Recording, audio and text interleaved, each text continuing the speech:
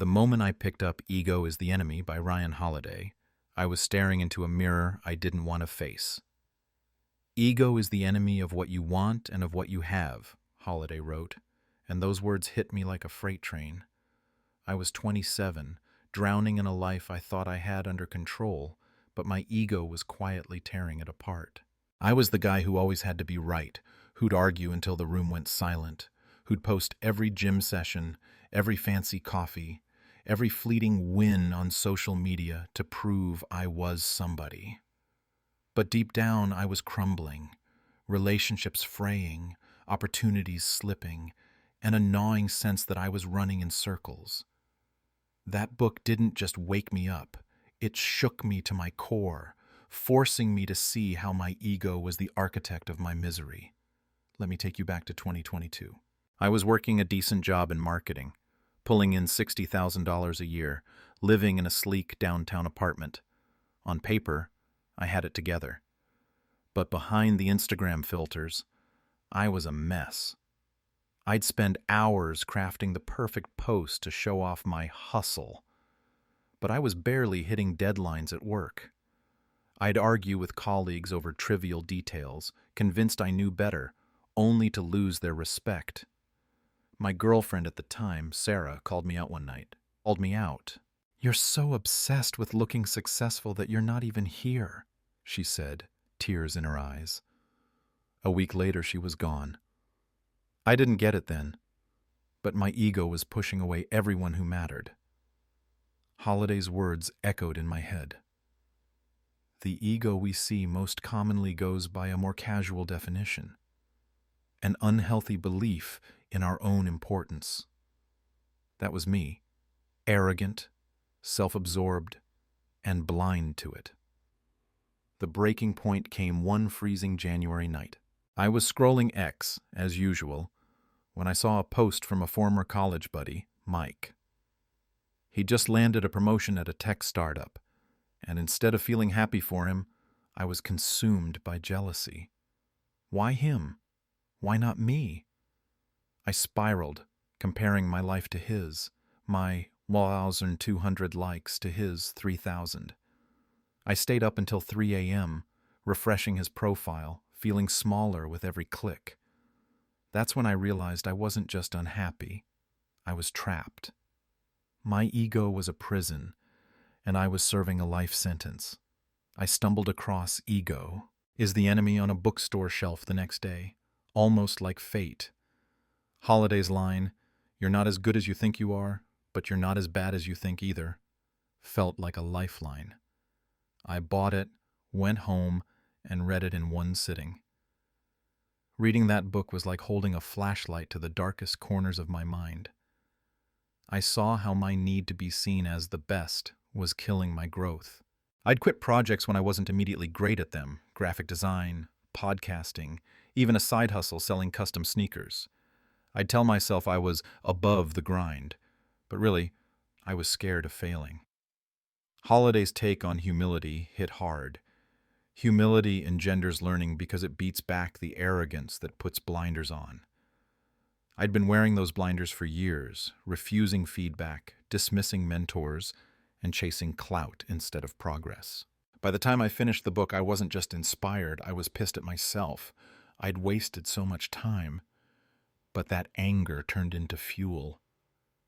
I decided to change, not for likes or applause, but for me. That year, I started small, but intentional. I deleted social media apps for a month, cold turkey. The first week was torture. I felt invisible without posting. But by week 2, I was sleeping better, thinking clearer.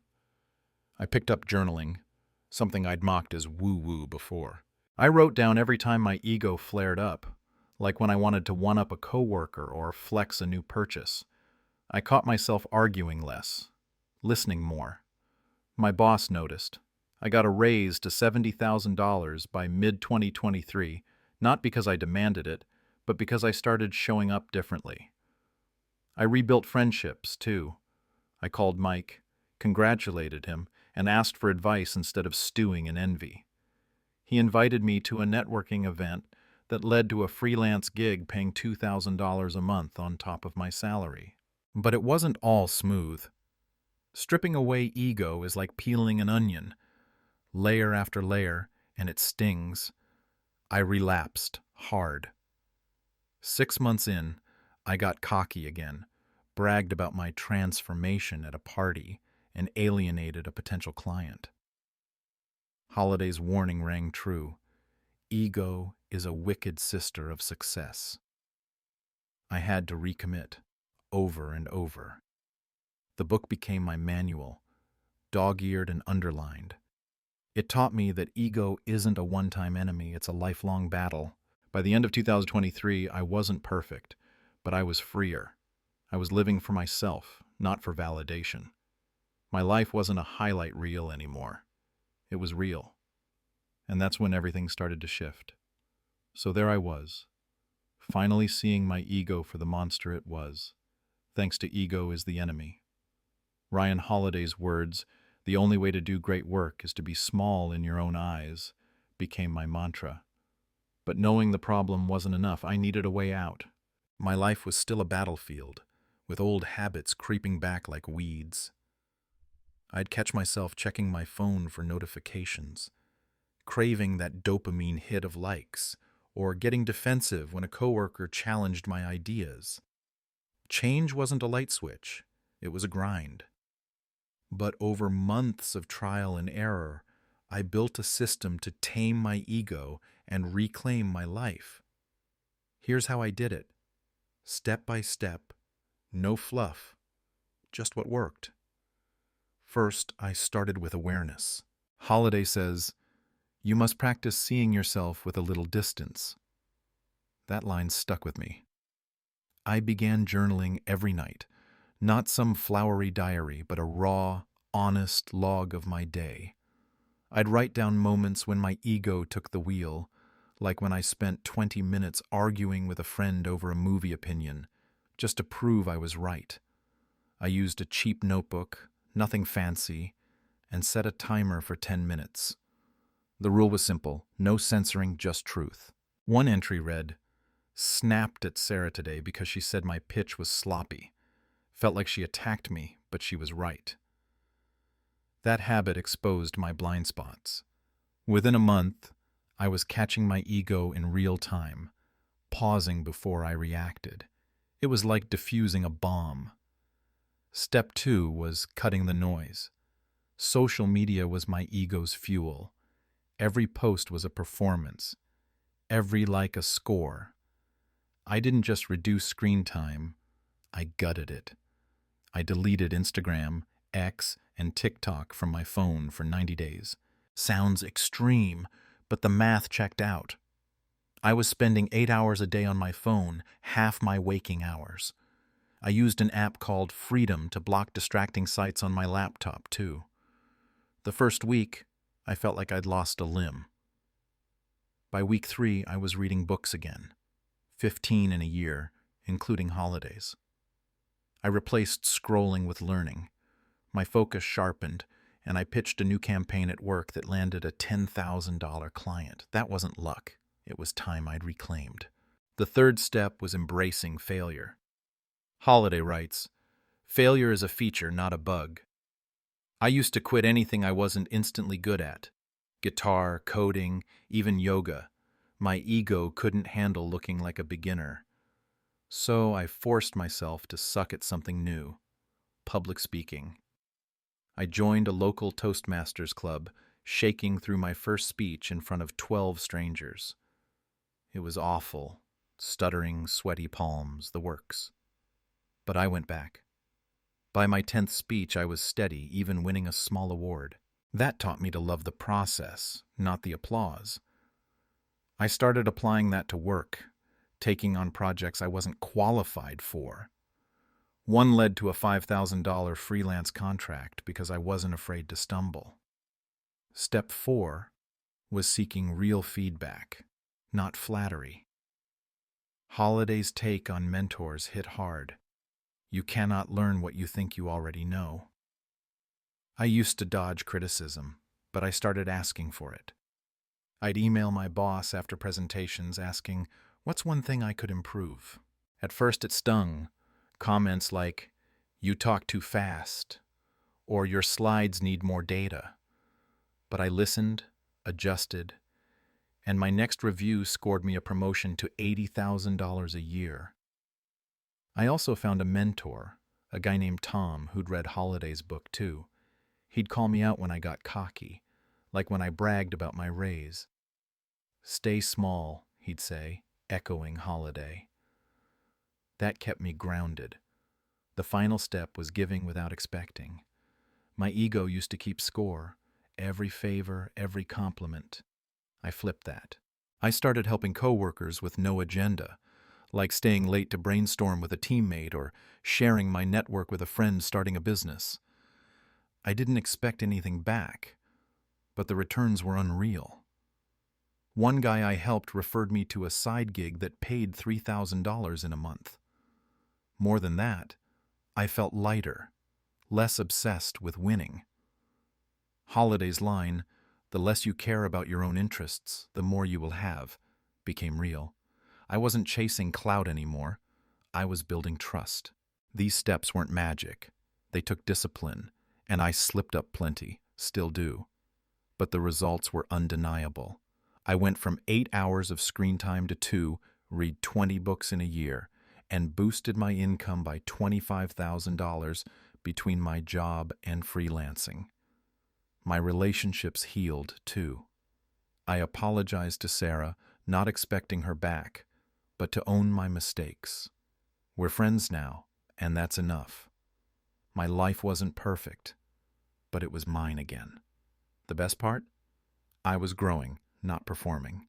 And that's a freedom I'd never trade. I'm not standing here pretending I've slayed the ego dragon for good. Ryan Holiday's Ego is the Enemy didn't hand me a perfect life on a silver platter. It gave me a map, one I still follow every day. The fight against ego is a daily battle, he wrote, and damn, is that true. There are still mornings when I wake up and feel that old pull to check my phone, to flex some small win, or to argue just to prove I'm right. But now I've got tools, a system, and a mindset that keeps me grounded. I went from a life where ego was calling the shots, losing friends, stalling at work, drowning in comparison, to one where I'm building something real. I'm not special. I'm just someone who decided to fight back. And if I can do it, so can you. Think about where you're at right now. Are you stuck in that same loop I was? Maybe you're scrolling X for hours, chasing validation through likes, or maybe you're shutting out feedback because it stings too much. Whatever it is, you don't have to stay there. The steps I shared, journaling to spot your ego, cutting the noise, embracing failure, seeking real feedback, giving without expecting, aren't just theories. They're battle-tested. They took me from a guy who couldn't go 10 minutes without checking his phone to someone who's read 20 books, boosted my income by $25,000, and rebuilt relationships I thought were gone. You don't need to be a genius or a millionaire to start. You just need to decide you're done letting ego run the show. Here's the truth. Your ego isn't going anywhere. Holiday says, ego is always there, waiting to trip you up. But you can outsmart it. Start tonight. Grab a notebook and write down one moment today when your ego got loud. Maybe you snapped at someone or felt jealous over a friend's post. Don't judge yourself. Just see it. Then pick one step from my system. Maybe delete one app for a week or ask a coworker for honest feedback. Small moves compound. I started with a $5 notebook and a deleted Instagram app, and a year later, I was freelancing for $3,000 a month and sleeping without a phone in my room. You don't need to overhaul your life overnight. Just take the first step, then another. This isn't about becoming perfect. It's about becoming free. Free from the need to prove yourself. Free from the weight of comparison. Free to grow into who you're meant to be. Holiday's book woke me up, but it was the work that changed me. I'm still learning, still stumbling, but every day I choose to keep going. And that's what I want for you. So if you're ready to take back control, hit that subscribe button right now. Join me on this journey. We're in this together. Drop a comment below. What's one way your ego's holding you back today? Maybe it's a habit, a fear, or a fight you can't let go. Share it, and let's start breaking those chains. You've got this. Let's make it happen.